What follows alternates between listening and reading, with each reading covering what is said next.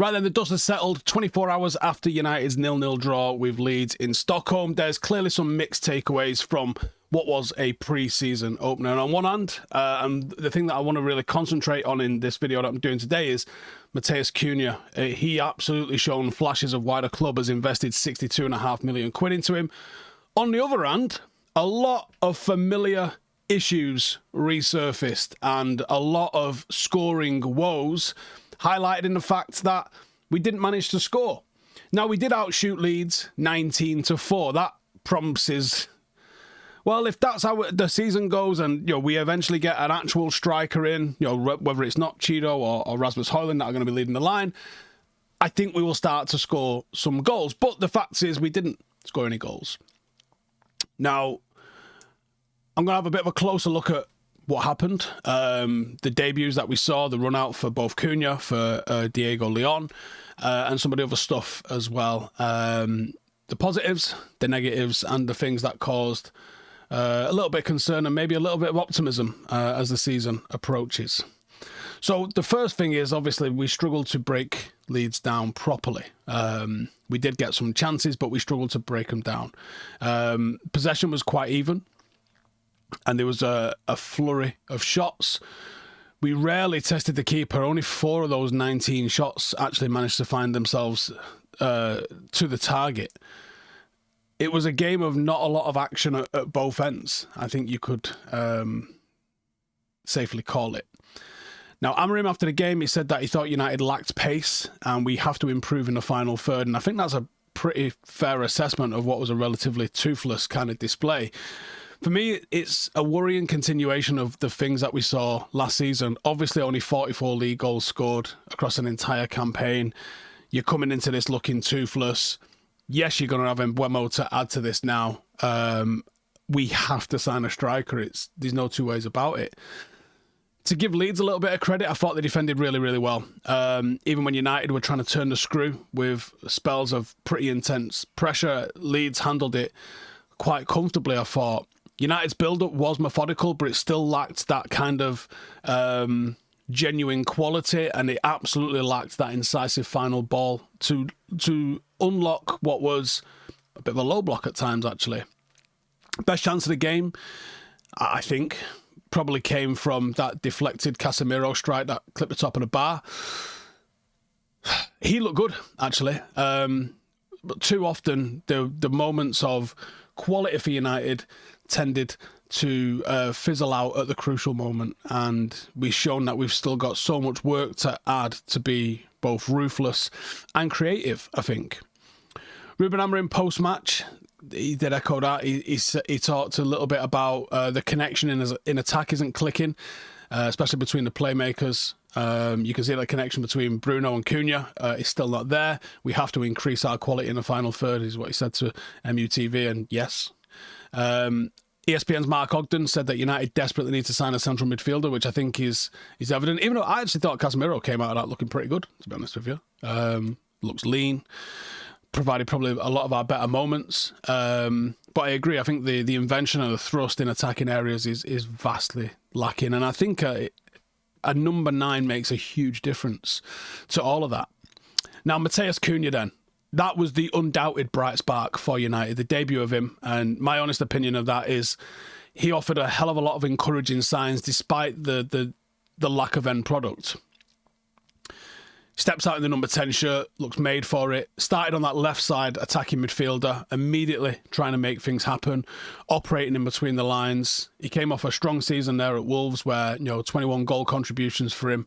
He arrived at United with a reputation for directness and flair. And we saw that. We saw those qualities. Multiple occasions, you saw him jinking past defenders, really good dribbling, driving forward aggressively, drawing fouls, as Leeds really struggled to contain him. I thought he was brave on the ball. His willingness to run give us a bit of a different dimension. We haven't really got anybody that wanted to do that. Ahmad can do that, wasn't really doing that. But he wasn't perfect either. As expected in his first outing, there was moments of understanding with Bruno that didn't quite click. The other forwards, whether or not they're going to end up as first choice alongside them two or not, there was breakdowns in communications. There was times when it looked like maybe Leeds had, timed an interception really well, but really it was a ball that was read because we weren't on the same wavelength. And if you just look at the stats, Cunha had a quiet game in terms of end product, but I thought he showed intent, he showed skill, and he's shown that he's going to be a big player for us. And I think a lot of the lack of end product can probably be chalked up to rusty team chemistry. And like Amorim noted, like the lack of connection between him and Bruno, a little bit of an issue. But he constantly made himself available, constantly found really genuinely intelligent pockets of space, did not shy away from trying to make things happen. And I'm always going to have time for players that try and make things happen. I think all of those signs that we saw show that he will be a really key player for us next season and a really good signing. Just off that little cameo that we saw, really encouraging. Way more encouraging than the base level of stats suggest that he was.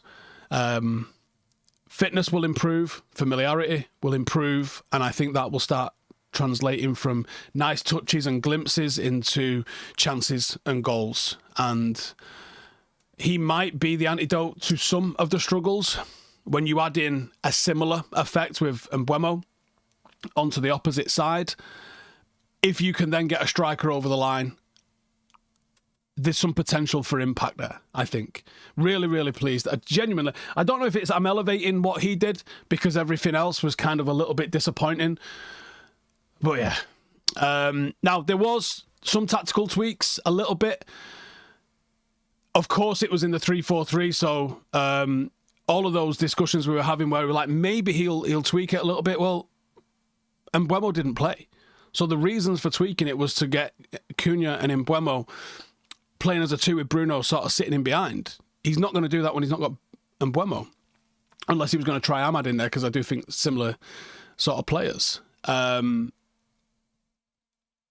there wasn't too much in terms of tactical tweaks. There was an attempt a little bit more pressing. You saw a back three of De Ligt, Mazraoui and Luke Shaw. I wonder if you're going to see that starting the season. I think there's a strong chance that you do see that starting the season, although I would expect Lenny Yoro to feature quite heavily as one of our better centre-halves. Diego Leon was given a surprise start on the left-hand side. We had Ahmad on the right-hand side, which I think is probably going to end up being his kind of main sort of position, especially once Mbeumo gets in. It looked the same when we had possession, wing-backs pushing up very, very high. And I think out of possession is a little bit more pressing going on. I still think that's where the tweak could come in. Whether it's a Xerxes, whether it's a Bruno, whether it's another player that plays in the sort of pocket and allows Cunha and Mbeumo to sort of slingshot ahead of them. I think just someone that can track into and bolster that midfield up would make a massive difference, because we were still getting hit with that a little bit, I thought. We were still getting hit with that a little bit on the break. But yeah, overall, a little bit of a disappointing game. Defensively, Leon had a bit of a baptism of fire early doors, didn't he? Caught out by those overlapping runs coming down his side, something he's going to have to get used to. Obviously, no experience of the faster pace of English football. A couple of times in the early minutes, Leeds got in behind him, played 1-2s around him, and he looked all sorts of lost. Caught ball watching a little bit at times. He's definitely one for going forward with the ball. But it seemed like Luke Shaw got his arm around him at one point and adjusted his positioning to sort of calm him down and maybe temper his thingy. If he learns, not a problem. That's what you want. You want them to make mistakes, and you certainly want them to make mistakes in pre-season. The key part of this is always, did they learn from it? Did they make the same mistake again? If the answer is no, they didn't make the same mistake again, then absolutely fantastic, because that's all experience ends up being. But yeah, I thought he did well, actually, Leon, in the grand scheme of things. There were some positives in there. 100% of his tackles, 80% of his passes, made several ball recoveries. I thought it was fine. Yeah, I thought it was fine. But overall, work in progress, wasn't it? And it was always probably going to be. It'd have been nice to see goals. Typically, you don't see 0-0s in pre-season. That's nuts. But yeah, there was absolutely some rust. There was some new ideas being tested. There was a mix of positives and a mix of negatives. A goalless draw certainly doesn't fill you with warm, fuzzy feelings ahead of next season when we've got so much work to do. But it's pre-season and nothing gets won in pre-season. So, decent start. The biggest thing to happen this weekend was getting Mbeumo over the line, wasn't it? And I think that's the most important thing. But let me know what you thought. Let me know what you thought about Cunha. Let me know what you thought about Diego Leon. All that in the comments, and I will catch you lot in the next one. Laters.